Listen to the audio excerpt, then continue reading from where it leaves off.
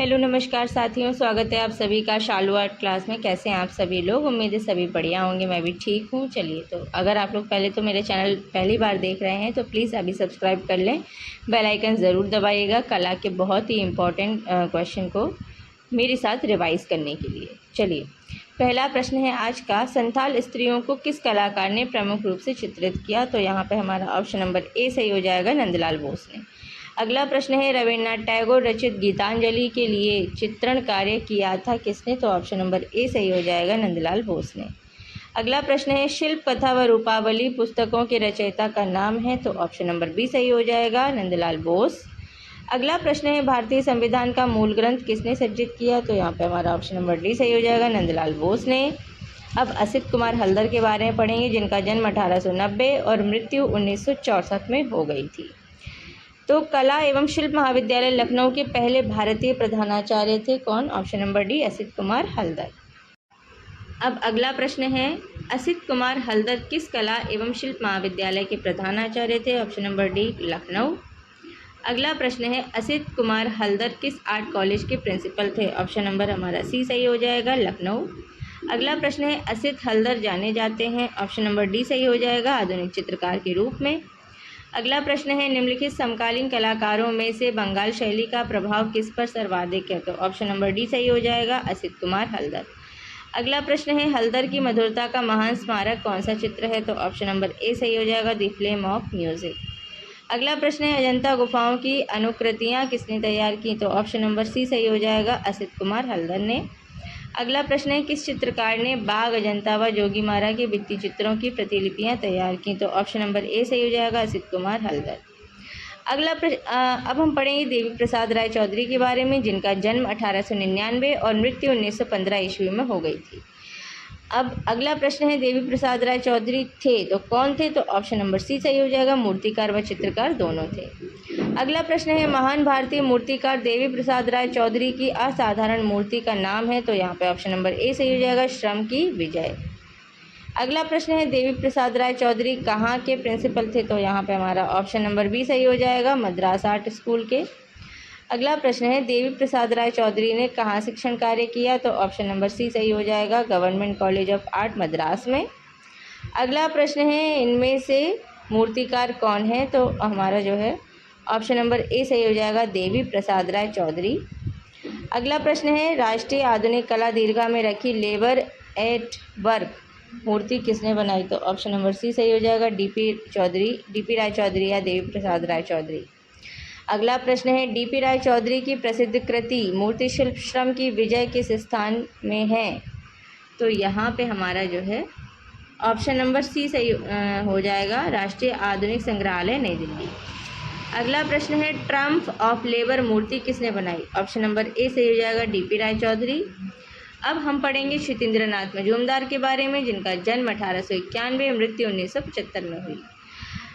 क्षितेंद्रनाथ मजूमदार किस विश्वविद्यालय में शिक्षक थे? तो यहाँ पे हमारा ऑप्शन नंबर सी सही हो जाएगा, इलाहाबाद विश्वविद्यालय। अगला प्रश्न है, क्षितेंद्रनाथ मजूमदार की चित्रण शैली को निम्न में से कौन संज्ञा दी जाती है? तो ऑप्शन नंबर बी सही हो जाएगा, जल रंग या वॉश। अगला प्रश्न है, बंगाल शैली के एक चित्रकार जो सच्चे वैष्णव जन की भांति अपने चित्रों में राधा कृष्ण का ही चित्रांकन करते रहे वे हैं? Option number D, Kshitendranath Majumdar. अगला प्रश्न है, चैतन्य का गृह त्याग किस चित्रकार ने बनाया? ऑप्शन नंबर बी सही हो जाएगा, क्षितेंद्रनाथ मजूमदार ने।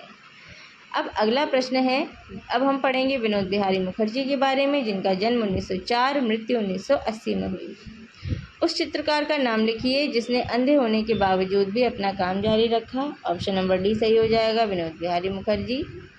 अगला प्रश्न है, उस कलाकार का नाम लिखिए जो शांति निकेतन के हिंदी भवन में स्थित भित्ति चित्रों के लिए प्रसिद्ध है। ऑप्शन नंबर हमारा जो है सी सही हो जाएगा, विनोद बिहारी मुखर्जी। अगला प्रश्न है, शांति निकेतन में मध्ययुगीन हिंदू संत के भित्ति चित्रों को किसने चित्रित किया? तो ऑप्शन नंबर सी सही हो जाएगा, विनोद बिहारी मुखर्जी ने। अगला प्रश्न है, पश्चिम बंगाल के उस चित्रकार और भित्ति चित्रकार को पहचानिए जिसने कला भवन के छात्रावास के छत पर वीरभूमि के ग्रामीण जीवन को चित्रित किया। ऑप्शन नंबर डी सही हो जाएगा, विनोद बिहारी मुखर्जी। अगला प्रश्न है, फ्रेस्को बोनो पद्धति में लाइफ ऑफ मेडिएवल सेंट किसने चित्रित किया?